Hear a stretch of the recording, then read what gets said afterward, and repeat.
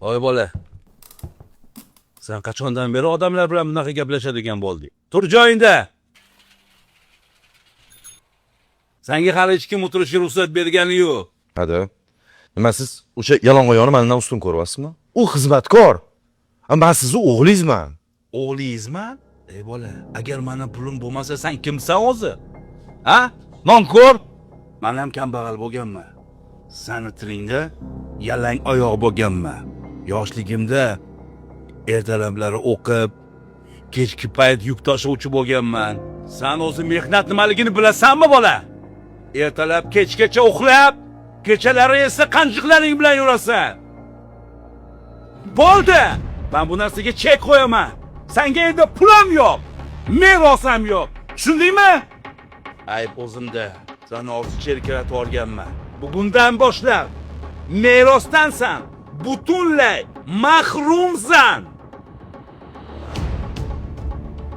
Hadi, men unaqdosiz. Axir men siz o'g'lingizman-ku. Yagona o'g'lingiz. Bilasizmi, men siz uchun hamma narsaga tayyorman. Ha, bola. Siz qolishdan qo'rqyapsanmi, ha? Siz bilan to'g'ri tushuning. Bu axir hammasi bu sizni butun umrlik mehnatingiz-ku. Men oilaviy ishimizni davom ettirmoqchiman. O, Xamilyon, bunaqa o'yinlaring endi menga o'tmaydi. Mayli-da, meni kechiring. Ha.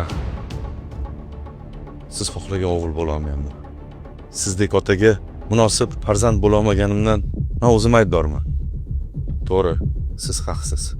Munosabatli bo'lishim kerak emas edi. Men hozir borib o'sha kuryerdan o'zim uzr so'rayman.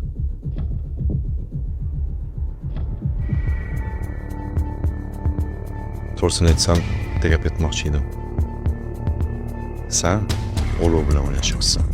Chiqqan joyingga tiqib qo'yaman. Tushundingmi? Men endi seni rostakasimiga ehtiyot bo'l.